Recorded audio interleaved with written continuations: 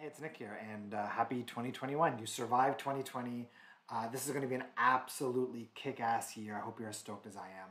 In this video, we are talking about gratitude journaling, how to effectively gratitude journal, my top tips for gratitude journaling. The reason that we're talking about gratitude journaling today is because most people aren't getting much out of their gratitude journaling, and there's a reason for that. And there's two very important things you need to look at. I'm shooting this especially for my collective members. So earlier in this week, we did a collective live call. The topic was creating your vibrational action plan for 2021. If you're a collective member and you haven't watched that recording yet, I put the links in the description for that. So make sure you create that action plan and you'll see how this is relevant to that. So anyways, back to gratitude journaling. So there's two very important things that a lot of people are possibly doing wrong when it comes to gratitude journaling. One is, and Abraham Hicks followers probably know this, is you don't actually want to do gratitude journaling, you want to do appreciation journaling. So vibrationally, there is a slight difference between gratitude and appreciation. And even if you just take a second, feel out which of those two words feels lighter for you. Does gratitude feel heavier than appreciation, or does gratitude feel lighter than appreciation? Most people will notice that gratitude feels a little bit heavier than appreciation. Appreciation is a bit higher vibration, and a lot of people don't even see the distinction between the two, but here it is. When you practice gratitude, you are often simultaneously tuning into the vibration of the possibility of absence of that desire. So, for example, when you say something for like, I'm grateful for the food on my plate, there's an underlying energy, there's an underlying theme of the possibility that that food wouldn't be on your plate. Or when you say, I'm grateful for the money that I have, there's an underlying feeling or energy of the possibility of that money not being there.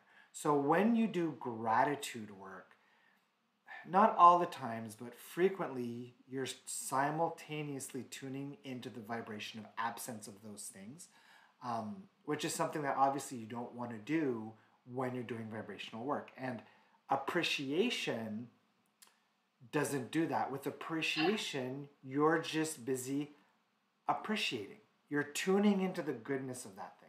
I appreciate the food, I appreciate the wealth, I appreciate the money, I appreciate the good friends. So when you're doing your journaling, set the intent to focus on that vibration, that energy of appreciation rather than gratitude. So that's one very small tip. And a lot of people still won't recognize the difference between the two.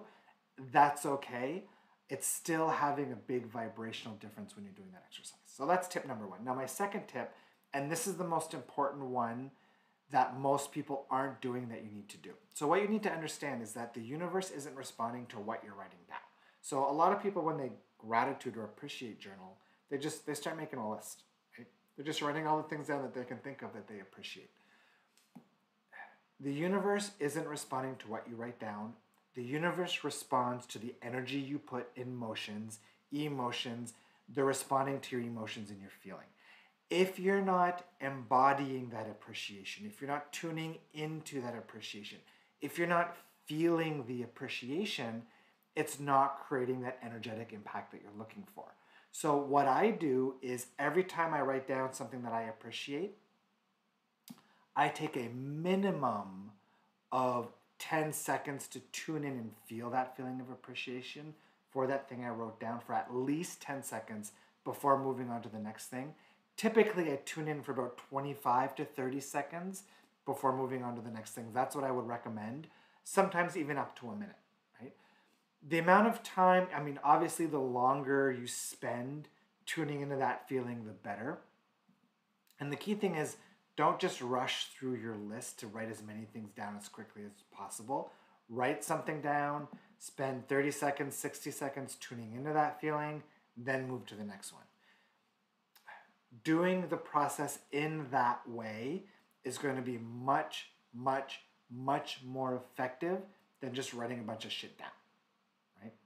And then final tip, last but not least, and this goes for all processes that you do, the most important part of the process is not the process itself, it's the energy behind the process. So if you're doing a process from the energy of, oh, I'm just going to do this so I can try to change my life, or I'm just going to do this to get it done, or this feels like homework, then you're not going to benefit from that process. You have to do the process with intent. You have to do the process from that energy of enjoyment, of doing it for how that process is going to make you feel itself.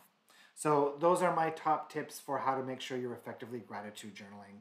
Hope this was useful for you. I'd love to know, how often do you journal?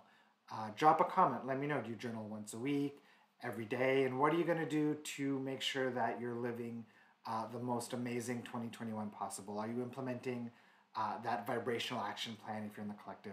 Drop a message. Let me know. I'd love to hear from you. And again, have a kick-ass 2021. I know you will, as long as you're expecting it.